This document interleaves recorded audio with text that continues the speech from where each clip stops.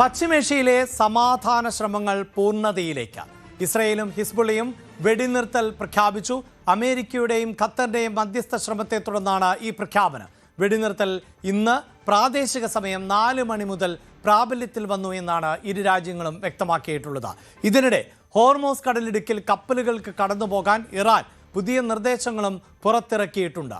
വാർത്തയുടെ വിശദാംശങ്ങളുമായി ഇന്റർനാഷണൽ ഡെസ്കിൽ നിന്ന് അജയ് സുധ ബിജുവാണ് ചേരുന്നത്. അജയ്, ആദ്യം ഹിസ്ബുള്ളയെ തീർക്കും എന്നതായിരുന്നു ഇസ്രയേൽ അവസാനമായി പറഞ്ഞിരുന്നത്. പക്ഷേ ഇപ്പോഴിതാ വെടിനിർത്തൽ ധാരണയിലേക്ക് എത്തിയിരിക്കുന്നു. എങ്ങനെയാണത്?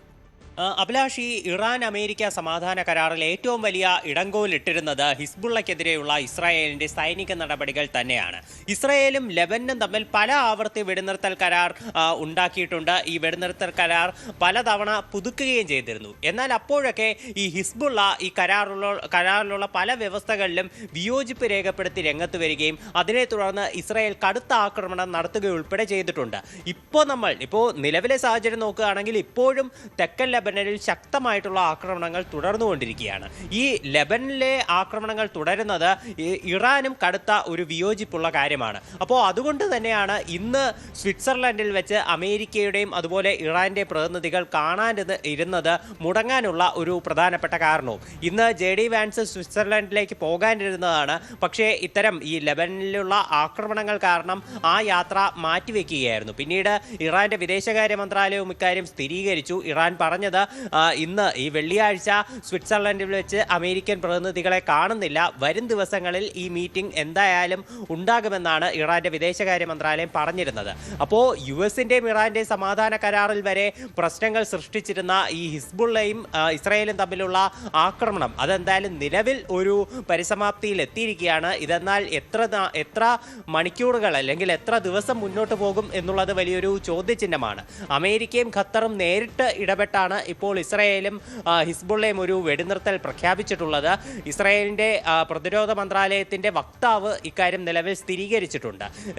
അവിടുത്തെ പ്രാദേശിക സമയം 4 മണി മുതലാണ് ഈ ഒരു വെടിനിർത്തൽ പ്രാബല്യത്തിൽ വന്നിട്ടുള്ളത്. ഇന്ത്യൻ സമയം നോക്കുകയാണെങ്കിൽ ഇന്ന് വൈകിട്ട് 6:30 മുതൽ ഈ വെടിനിർത്തൽ പ്രാബല്യത്തിലാണ്. പക്ഷേ ഈ വെടിനിർത്തൽ നിലവിൽ വന്നതിന് ശേഷവും ഇരുപക്ഷത്തു നിന്നും ഈ വെടിനിർത്തൽ ലംഘിച്ചതായിട്ടുള്ള ആരോപണങ്ങളൊക്കെ ഉണ്ടായിട്ടുണ്ട്.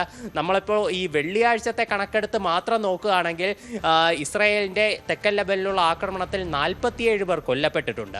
ഈ യുദ്ധം ആരംഭിച്ചതിന് ശേഷമുള്ള ഏറ്റവും വലിയ രണ്ടാമത്തെ ആക്രമണമാണ് ഈ വെള്ളിയാഴ്ച മാത്രം നടന്നത്. ഇതിനു മുൻപേ ഏപ്രിൽ നടന്നിട്ടുള്ള ആക്രമണത്തിൽ ഒരു ദിവസം 98 പേർ കൊല്ലപ്പെട്ടിരുന്നു. അതിനുശേഷമുണ്ടായിട്ടുള്ള ഏറ്റവും വലിയ ആക്രമണമാണ് വെള്ളിയാഴ്ച നടന്നത്. അപ്പോൾ അത്ര വലിയ ആക്രമണങ്ങൾ നടന്നുകൊണ്ടിരിക്കുന്ന പശ്ചാത്തലത്തിലാണ് ഈ വെടിനിർത്തൽ നിലവിൽ വന്നിരിക്കുന്നത് എന്നുള്ള ഒരു പ്രത്യേകത കൂടിയുണ്ട്. ഇത് ഇനി എത്ര ദിവസം മുന്നോട്ട് പോകും എന്നുള്ളത് കാത്തിരുന്ന് തന്നെ കാണണം. അതുപോലെ ഇപ്പോൾ നമ്മൾ അടുത്ത ഒരു കാര്യത്തിലേക്ക് വരികയാണെങ്കിൽ തീർച്ചയായിട്ടും അമേരിക്ക ഇറാൻ വെടിനിർത്തൽ കരാർ അതുമായിട്ട് ബന്ധപ്പെട്ടിട്ടുള്ള ഒരു കാര്യങ്ങൾ തന്നെയാണ്. ഇന്ന് നേരത്തെ പറഞ്ഞതുപോലെ തന്നെ സ്വിറ്റ്സർലൻഡിൽ വെച്ചുള്ള കൂടിക്കാഴ്ച അത് മാറ്റിവെച്ചിട്ടുണ്ട്. ഇപ്പോൾ നിലവിൽ ഈ വെടിനിർത്തൽ ചർച്ചകൾ മുന്നോട്ട് പോകുന്നതിനിടെ ഹോർമുസ് കടലിടുക്കിൽ ഇറാൻ തങ്ങളുടെ പിടിമുറുക്കാനുള്ള പുതിയ നീക്കങ്ങൾ ആരംഭിച്ചിട്ടുണ്ട് എന്നുള്ളത് ശ്രദ്ധേയമാണ്. ഇതിനു മുൻപേ യുദ്ധം തുടങ്ങുന്നതിന് മുൻപ് എങ്ങനെയാണോ ഹോർമുസ് കടലിടുക്ക് കിടന്നത് അതേപോലെ തന്നെ ഹോർമുസ് കടലിടുക്ക് പൂർണ്ണമായി തുറന്നു കൊടുക്കും എന്നുള്ളതായിരുന്നു US പ്രസിഡന്റ് ഡൊണാൾഡ് ട്രംപിന്റെ ഒരു വാഗ്ദാനം എന്ന് പറയുന്നത്. പക്ഷേ ഇപ്പോൾ ഹോർമുസ് കടലിടുക്ക് തങ്ങളുടെ അധീനതയിലുള്ള ഒരു പ്രദേശമാക്കാനാണോ ഇറാന്റെ ശ്രമം എന്നുള്ളതാണ് വലിയൊരു ചോദ്യം. ഈ ഹോർമുസ് കടലിടുക്കിലൂടെയുള്ള ഗതാഗതം നിയന്ത്രിക്കുന്നതിന് വേണ്ടി പേർഷ്യൻ ഗൾഫ് സ്ട്രെയിറ്റ് എന്ന് പറയുന്ന ഒരു അതോറിറ്റി നിലവിൽ ഇറാൻ രൂപീകരിച്ചിട്ടുണ്ട്. ഇറാൻ സൈന്യത്തിന്റെ കീഴിൽ വരുന്ന ഒരു സംഘടനയായിരിക്കും ഈ പേർഷ്യൻ ഗൾഫ് സ്ട്രെയിറ്റ് എന്ന് പറയുന്ന സംഘടന. ഈ സംഘടനയുടെ ഭാഗമായിട്ട് ഇറാൻ ചില നിർദ്ദേശങ്ങൾ കൂടി പുറപ്പെടുവിച്ചിട്ടുണ്ട്. ഈ ഹോർമുസ് കടലിടുക്കിലൂടെ കടന്നു പോകുന്ന കപ്പലുകൾക്കുള്ള നിർദ്ദേശങ്ങളാണിവ. എന്താണെന്ന് പറഞ്ഞാൽ ഈ ഹോർമുസ് കടലിടുക്കിലൂടെ യാത്ര ചെയ്യുന്നതിന് 48 മണിക്കൂറുകൾക്ക് മുൻപ് എല്ലാ കപ്പലുകളും ഇറാന് ഈ കപ്പലുകളുടെ പാതയെ പറ്റിയിട്ടും ഏത് രാജ്യത്തിൻ്റെ കപ്പലാണെന്നും ഈ കപ്പലിൽ എന്തൊക്കെ ചരക്കുകൾ ഉണ്ട് എന്നുള്ളതിനെ പറ്റിയിട്ടുള്ള മുഴുവൻ വിവരങ്ങൾ ഇറാന് നൽകണം എന്നുള്ള ഒരു നിർദ്ദേശമുണ്ട്. അതുമാത്രമല്ല ഈ വെടിനിർത്തൽ പ്രഖ്യാപിച്ചിട്ടുള്ള 60 ദിവസവും മേഖലയിലൂടെയുള്ള യാത്ര സൗജന്യമായിരിക്കുമെന്നും ഈ സംഘടന ഇപ്പോൾ നിർദ്ദേശങ്ങൾ പുറപ്പെടുവിച്ചിട്ടുണ്ട്. അപ്പോഴുണ്ടാകുന്ന വലിയൊരു ചോദ്യം എന്ന് പറയുന്നത് ഈ 60 ദിവസങ്ങൾക്ക് ശേഷം ഇറാൻ ഹോർമുസ് കടലെടുക്ക് കടക്കാൻ പണം ഈടാക്കുമോ എന്നുള്ളതാണ്. അത് തീർച്ചയായിട്ടും ഒരു ആശങ്കയുണ്ടാക്കുന്ന കാര്യം കൂടിയാണ്. തീർച്ചയായും സമാധാനം പുലരുന്നു എന്ന് പറയുമ്പോൾ പോലും അന്താരാഷ്ട്ര കപ്പൽ പാതകൾക്ക് ഒരു രാജ്യവും സാധാരണ നിലയിൽ അവരുടേതായ അവകാശവാദം ഉന്നയിക്കാറില്ല. അങ്ങനെയെങ്കിൽ ഇനി മറ്റ് പ്രധാനപ്പെട്ട ലോകത്ത് തന്നെ നിരവധിയായ കടൽ പാതകൾ ഉണ്ട്.